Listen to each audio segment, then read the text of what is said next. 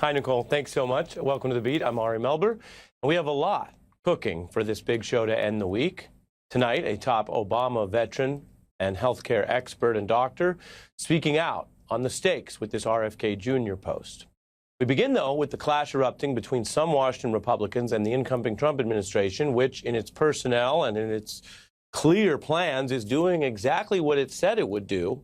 And now, already this early, some Republicans are saying, sometimes off the record, maybe this isn't what they think is actually good for the country.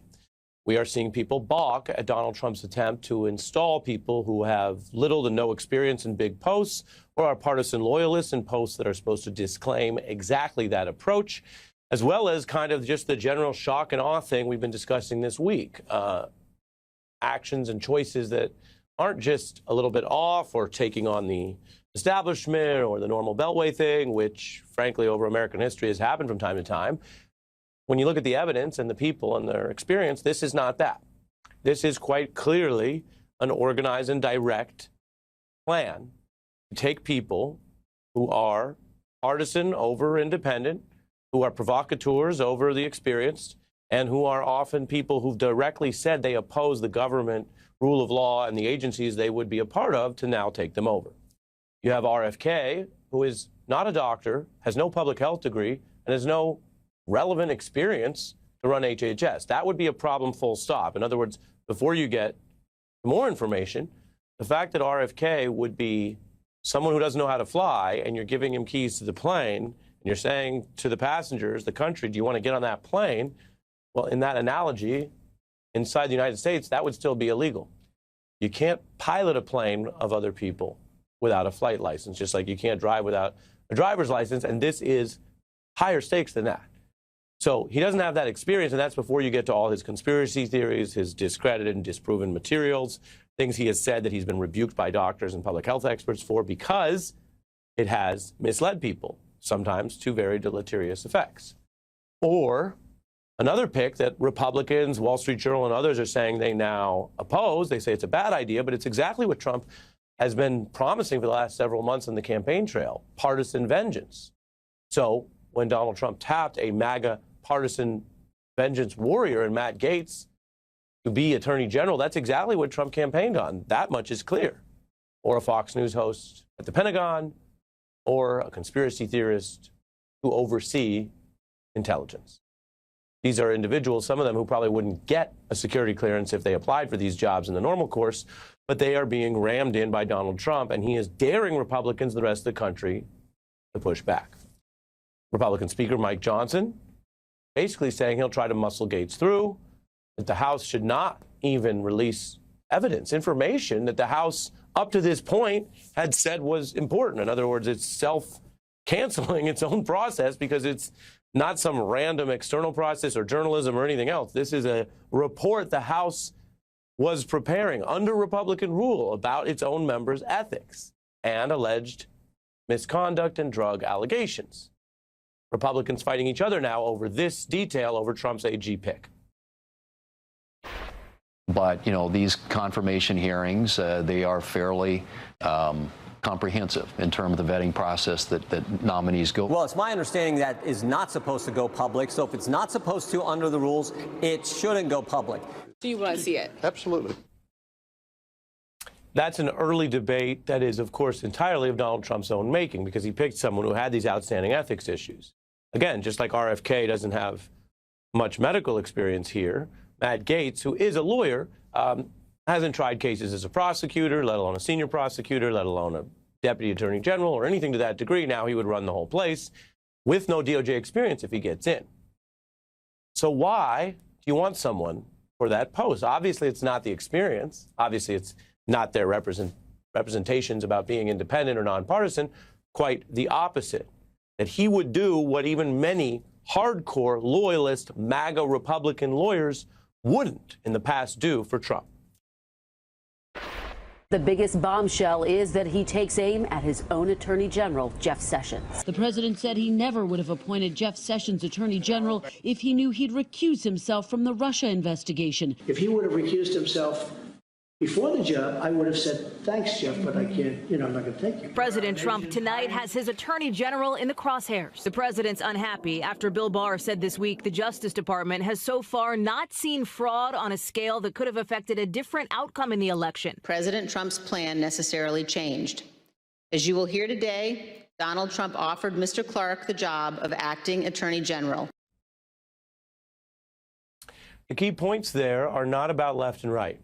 They're not about blue and red, although there will be people defending Trump who argue disingenuously that that's what it's about, or this is cleaning up DOJ or other misconduct. Those are distractions. What this is actually about, quite clearly, is what you just heard there. I'll say it very simply. When people followed the rules, even though they were arch conservatives, MAGA supporters, politically supportive of Donald Trump in every public possible way, but when they followed the rules, there are rules on recusal at the DOJ because of the powers involved. The Justice Department prosecutes cases that can result in capital punishment. If you have a conflict of interest with someone who could be executed by the government, we have very strict rules about that. That's in everyone's public interest. Again, it's not a left or right thing. And it was Jeff Sessions, who was well known as a very conservative senator who became attorney general, that followed that rule that you just saw so upset Donald Trump in the first term. Ditto Bill Barr when he said facts, like Donald Trump lost the election and there was no widespread fraud that interfered with that.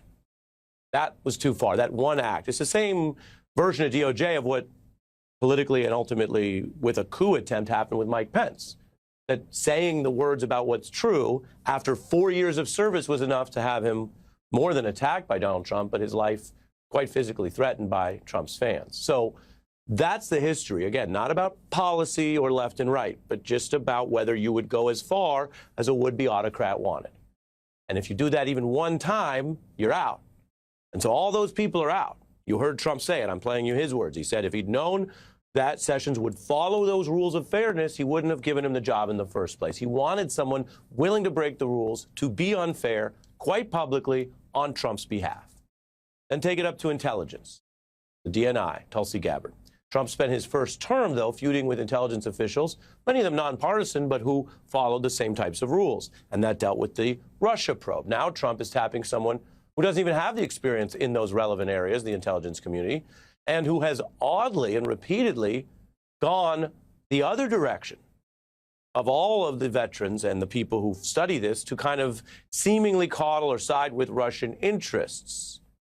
Again, it's not about the facts for them. It's just about what Donald Trump wants for whatever reason he thinks that is in his personal or political interest. Then you go to the defense secretary. Now, in contrast to RFK, we should note that Pete Hegseth is a veteran, so he has that experience. He served in Iraq and Afghanistan, and many people understandably respect that. But he hasn't worked his way up in government in any way. So the service respected, but the experience that's generally needed to run something as large as the Pentagon isn't exactly there. And there are many other people, including, as Donald Trump will tell you, people who are publicly MAGA red, who do have that kind of experience. But some of them won't work for Trump anymore, like John Kelly, who warned about these autocratic tendencies before the election. Others Trump doesn't want for the reasons I just told you. They actually still follow rules. This individual has called liberals domestic enemies, exactly the kind of language that Donald Trump used on the campaign trail, which normalizes that. But this person will now be the first civilian oversight step between, if confirmed, Commander-in-Chief Trump and the generals. So when he says enemies and Trump says enemies, that's 2 layers above the generals arguing for the approach that could result in the misuse of the military against what they call now American enemies. When you import the third world, you get third world hierarchy, values, and chaos. This is what the left does. They've always been, well, I won't say fascists, but yeah, fascists. Too strong? Of course not. I'm straight up just saying we should not have women in combat roles. Feels like a Putin's give me my back war. We used to have the former Soviet Union, and we're pretty proud of that. And Ukraine was a part of it, and all these other countries. Now I want my back. Those are just some of the views.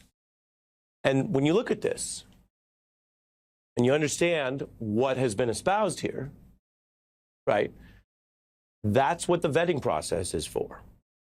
No one is saying, not that I've heard in Congress, and no one in serious journalism is saying that people can't have these public views and then come in and explain how they would square some of them or whether they've evolved or grown or what their obligations are through the Senate process. What's different now and what we've never seen before, and I want you to keep your eye on this in the weeks ahead, is the president has already said, the president-elect, Donald Trump, that he thinks he can ram all these people in without the Senate. And parts of the Senate, we're going to watch this debate among Republicans, are ready to go along with that. So one of the first checks against someone like that, who would be the first person talking to Donald Trump about using the military or considering nuclear plans or any number of very real things that the Pentagon chief does, may not even be subject to meaningful Senate vetting under oath, let alone confirmation hearings.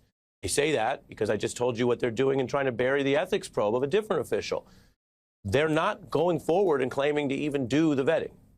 Hegseth, also the Pentagon nominee, has talked about the kind of political purging of generals that the Trump transition team is floating in trial balloon leaks about what they might want to take on as new unitary powers for Trump and Trump alone.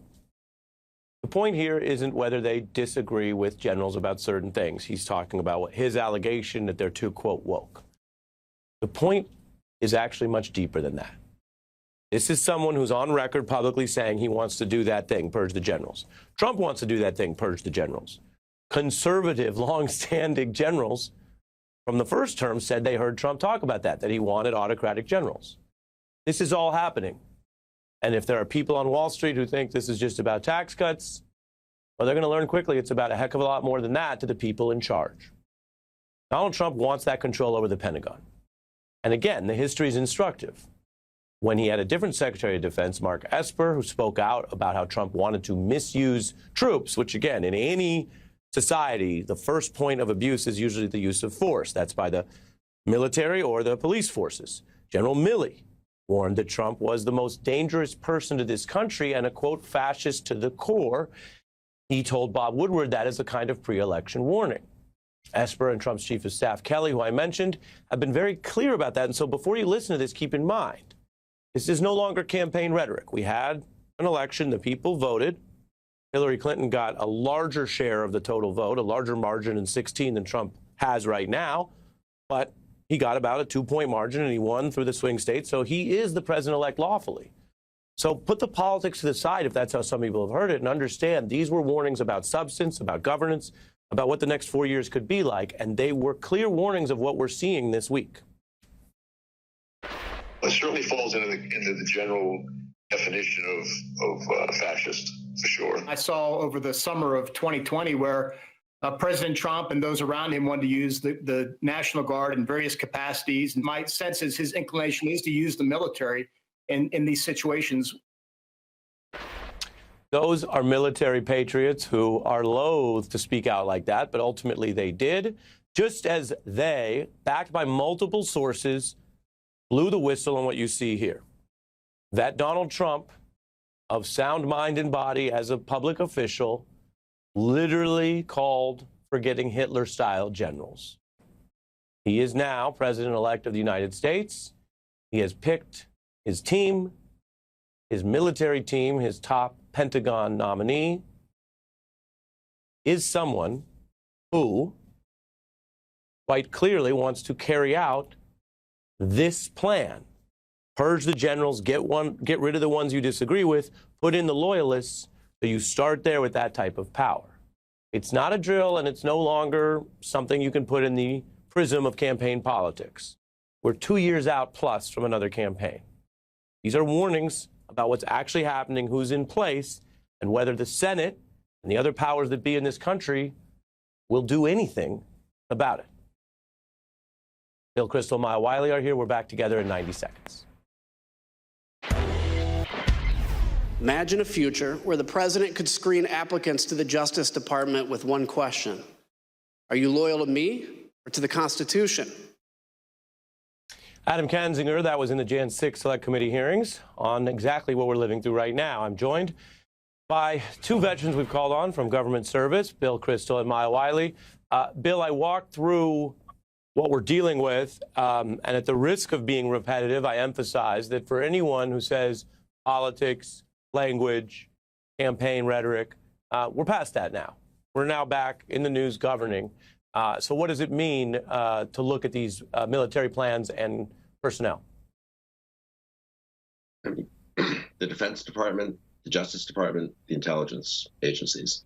You know, in social science, they call those the power ministries. And when you analyze authoritarian takeovers in other countries, either dramatic ones like coups or gradual ones, those are the agencies the autocrats focus on. And that's where Trump wants to use those agencies to centralize power to him, loyalty to him, as Adam Kinzinger said, not to the law, the Constitution, or the norms of the agencies. He wants to personalize power. He wants people who will be loyal to him personally. And he wants to have the ability to abuse power. And it's exactly what some of us feared the most about a Trump second term. The first term, he had people think of the people who were in those jobs that Hegseth and the others are being nominated for. They were people who respected the agencies and the rule of law and often stopped Trump from doing things. Jim Mattis at defense, even Jeff Sessions at Justice, the intelligence, even Mike Pompeo, who was a loyal Trump follower at CIA, followed by Gina Haspel. And now we're in a second term. We're in a totally different world, an aspiring autocrat. And final point I would just make, he also wants to break the Senate. He wants to break the power of the Senate to stop him. That's why he keeps putting up one more radical nominee than another. Either they're going to capitulate and vote for that nominee, or they're going to capitulate in another way along with Speaker Johnson and let him do recess appointments. So he wants to prove the point very early, before he's sworn in, that he's in charge and there'll be no dissent. Maya? I'll pick up right where Bill so importantly left off. That Donald Trump is actually saying that a power explicitly given the U.S. Senate to confirm or refuse to confirm these nominees, he wants to bypass. That's an explicit power the Constitution reserves to the Senate. So to Bill's point, this is the first test of whether this, of how the Senate, including Senate Republicans, decide what side they're on, whether they're on the side of the Constitution of the people or whether they're on Donald Trump's personal side. And, you know, we should also say one of the things that's so important in this function, in this role, is the people of this country should have some understanding of who's going to be making decisions about their daily lives. Because let's remember, like when we're talking about the secretary here and Hegseth and his white supremacist and extremist tattoos on his body, he is also a person, if he is in this job, who will be having the discussion with Donald Trump about sending the military into communities to police U.S. citizens. This is something that Donald Trump has said explicitly. It's a power he has wanted to use. It's one of the warnings we heard from the Joint Chiefs in his administration when he was president before, and it's in Project 2025. And so it's not just that position, it's also health and its implications for people's daily lives. But the United States of America is based on some transparency and accountability and checks and balances. And if we throw them out of the window, to Bill's point, it's not only that it offends the Constitution, but we will feel that pain, that danger, and that lack of protection in our daily lives. Bill, that's all, both of you make important points. And Bill, when I say it's, you know, completely not about ideology, of course there are many rich, big fights to be had. But if you look at someone like RFK, the whole purpose and point seems to be that he used whatever fame he had to support Trump. So he's a loyalist. The fact that he is unqualified, like the analogy I made, he couldn't legally fly a plane. He wouldn't normally ever be confirmed in any setting for a health job, but here he is. But that doesn't, for Trump, feel like a compromise, a trade-off. That feels like the point, because as you said, he wants to undermine the power of the Senate, the power of the agencies, the power of anything against him in any way. And then you look at the fact that now Republican senators will be going along with, as you said, whether it's vote or recess, whatever. If they go along with it, it's someone who's been a Democrat most of his life, is publicly pro-choice, which is why Mike Pence came out against him this week, and is otherwise, you know, just a completely unserious, dangerous, lying, ridiculous person. And so in what way does that fit Republican senators, many of whom were just elected to 6-year terms and have their own responsibilities? No, it's really astonishing. In another world, it would be that nomination would be floated senior Republicans or junior Republican senators, people who were just elected or people who've been there for 25 years would go privately to Donald Trump or to his closest associates and say, we're not going to accept this. You should withdraw this nominee or don't go ahead with it. We'll find a face-saving way for you to do it, make him ambassador to Ireland or something, and we're not going to confirm him. So far as I can tell, that hasn't happened. It could happen. I mean, I'm not giving up hope that 4 Republican senators will summon the courage to do the right thing. It's really astonishing. Is it that tough to do? Mitch McConnell is 81 years old. Mitch McConnell had polio as a little kid because he was slightly too, before the vaccine became widely available. He knows that Robert Kennedy Jr. should not be Secretary of HHS with his anti-vaccine views. And now, if he wanted to stop this, he could get 3 other senators, Susan Collins, Lisa Murkowski, someone else, Tom Tillis, or someone, to sign a letter saying, look, we have great regard for you, Mr. President. You should get a conservative. You should do this, do that. But we just can't accept this person. What's most striking to me is that sounds like a heroic thing. That sounds like that. Wow, that would be something if they did that. That should be the most routine thing the responsible senators should be doing at this point. And all of these nominees, in my view, don't even come close to being, acceptable in terms of their fitness for office, their qualifications, their personal backgrounds. And so it's all about Trump asserting power, both asserting power if they were in office and asserting power in getting them into office. I've got a minute left, but Maya, I'll give you our final thought in this. Well, again, agree with Bill on this, but I'm just going to have one final thought. We have just seen candidates of color, women of all races trashed who have been highly qualified for public office because of who they are, called DE&I hires. And here we are looking at a series of people who honestly should not be considered for public office by anyone, to your point, unqualified. And yet, this is a conversation we need to see from these same senators who, in some instances, have also claimed that when we recognize people of color and women should be in positions, they've questioned qualifications. Well, let's see that questioning now. Right. I mean, RFK Jr. has 0 qualifications here whatsoever. So it's not, I don't know what you call that, KEI, right, if it's only for Kennedys, but the many of the people you're referencing did have overwhelming qualifications, degrees, decades of service in the given field. So, Maya, Bill, thanks to both of you. I want to tell folks what's coming up. It's been a long week on this program. We'll continue to follow the facts with you wherever they lead. We'll also look out across the whole country. And so by the end of the hour, we have a special cultural segment, including looking at the power of protest music with Phineas. So we think that's worthwhile by the end of the hour. I hope you stay around for that. But first, on RFK, on your kids or parents or health, Dr. Zeke Emanuel. Next.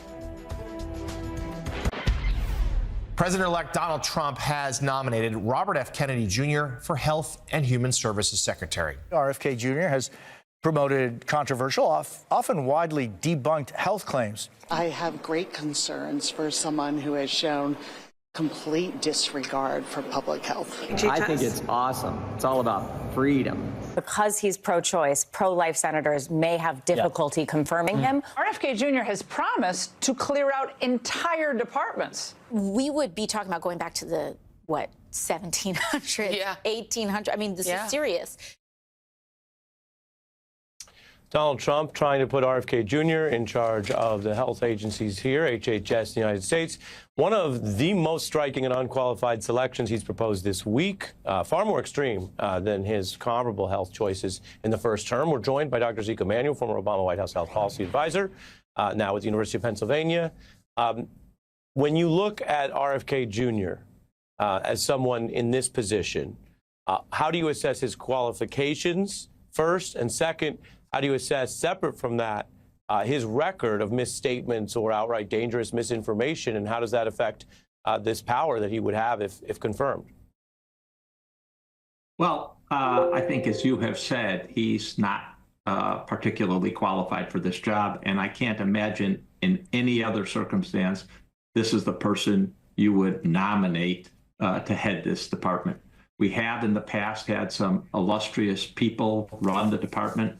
I think under the Republican administration of George W. Bush, Governor Leavitt who had been governor in Utah, came and ran it incredibly well, actually put the first real pandemic preparedness plan in place under Bill Clinton. Donna Shalala ran it incredibly well. But these were people, governor of a state, incredibly thoughtful, former president of a major public university. And they knew what they were talking about, and they ran the department incredibly well. They doubled the NIH budget and many other things. But RFK has no qualifications to run this. This department, it has $1.8 trillion in expenditures. It has 80,000 employees. It deals with everything from food and regulating drugs to public health, to paying Medicare and Medicaid beneficiaries, to recording vital statistics and surveillance for infectious diseases. And he doesn't understand half of that. I mean, I don't think he could explain the difference between Medicare Part A and Part B and tell you how doctors are paid or how hospitals are paid. And that's a huge portion, $1.4 trillion of his department. And his proposals suggest he doesn't understand science. So there's just no possible world in which you could imagine someone like this being nominated for this job. He came to his interest in his public remarks sort of in this field as kind of an obsessive, as a conspiracy theorist, as someone that if they came at you like this at a party for 10 minutes, you might respectfully hear them out and try to move on. He then sort of doubled down on this and sort of put out his own materials, as you know, and I think people have seen. He didn't do what other people do and say, oh, I want to learn about this, or I want to get a degree, or, it's fine. Later in life, you want to go back to med school or study statistical modeling. He didn't do any of that. He didn't do any of the work. He cashed in on his Kennedy name. He told me on this program that he didn't have any affinity for Trump and he was an independent. Of course, that was also untrue or proven untrue by cozying up to Trump. I want to play briefly how he has really misused the fame he has to attack these things without knowing anything. Here he was on vaccines.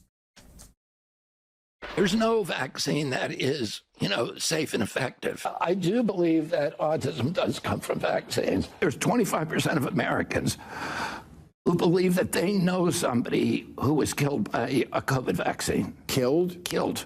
25% of Americans.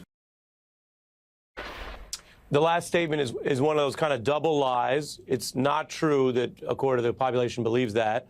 And then underneath that, if people believe something, that's not scientific evidence. That's just polling. Again, I don't mean to. So I don't know where to start or end, Doctor. But go ahead.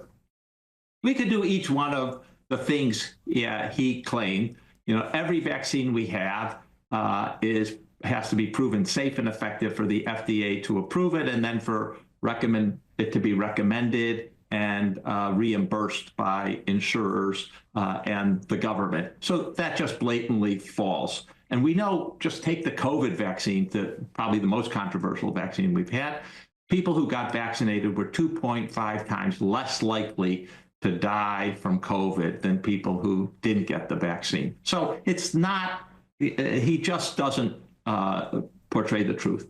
The autism claim has been raised. It all started with one article in 1998 in The Lancet that involved 12 patients getting only one vaccine, measles, mumps, and rubella. That article has been withdrawn. The lead author of the article had a conflict of interest. He was getting paid to argue against vaccine manufacturers, and then he found the 12 patients, and it's been shown that they didn't have autism from the vaccine.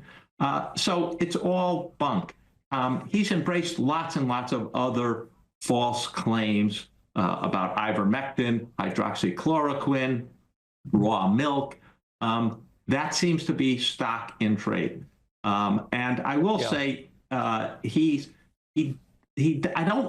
you listen to the man, there's no evidence that he looks at the scientific data and then he draws a conclusion. It's not even clear he could look at the scientific data and understand what conclusion you should draw. And I don't think he understands the scientific process, because he's argued you shouldn't do randomized controlled trials. Now, there are some circumstances where you might not either be able to do it or want to do it for various reasons. But that has traditionally been the gold standard with things like vaccines because you can control for all the other variables that could affect illness. And he's against